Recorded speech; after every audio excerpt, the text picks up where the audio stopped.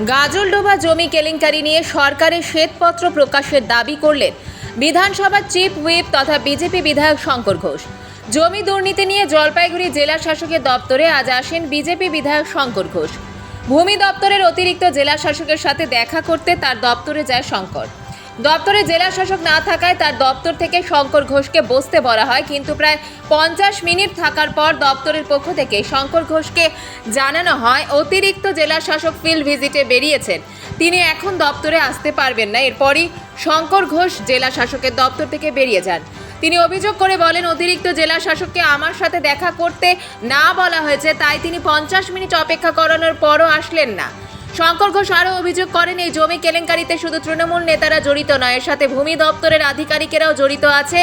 সরকার পরিবর্তনের পরে আধিকারিকদের বিরুদ্ধে আইন অনুযায়ী ব্যবস্থা নেওয়া হবে।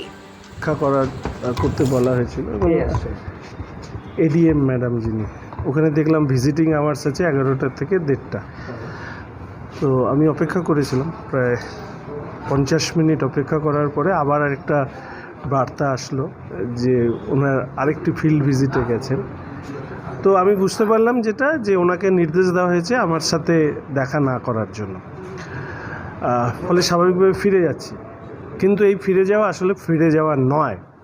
আমি আপনাদেরকে কথা দিচ্ছি সাংবাদিক বন্ধুদের মাধ্যমে যে দুর্নীতিগ্রস্ত তৃণমূল কংগ্রেসের নেতারা যারা রাজপ্রাসাদ বানিয়েছেন, দুর্নীতিগ্রস্ত অফিসার্সদেরকে হাতে রেখে বা তাদের সহায়তা নিয়ে, মুখ্যমন্ত্রী যাদেরকে বলেন লোভী অফিসার, আজ নয় কাল যেভাবে ভাঙড়ের বিএলআরওর এগেনস্টে আজকে পুলিশ বাধ্য হয়েছে এফআইআর করতে, এই সবগুলোর বিরুদ্ধে এফআইআর করা হবে, নেতা এবং প্রশাসনিক কর্তা ব্যক্তিরা।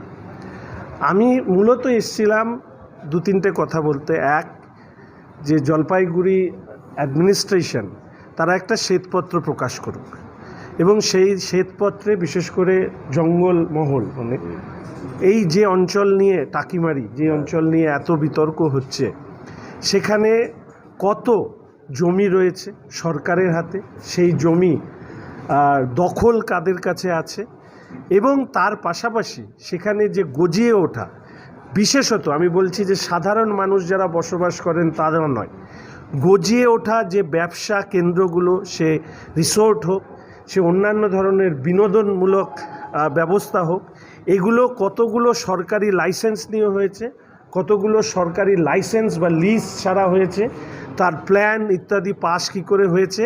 এবং সবথেকে আশ্চর্যের ব্যাপার যে পুলিশ প্রশাসন, বিএলআরও, বিডিও, এরা তো সবাই জলপাইগুড়িতেই থাকেন। মুখ্যমন্ত্রীর মতন তো 13 বছর বাইরে ঘুরতে যাননি।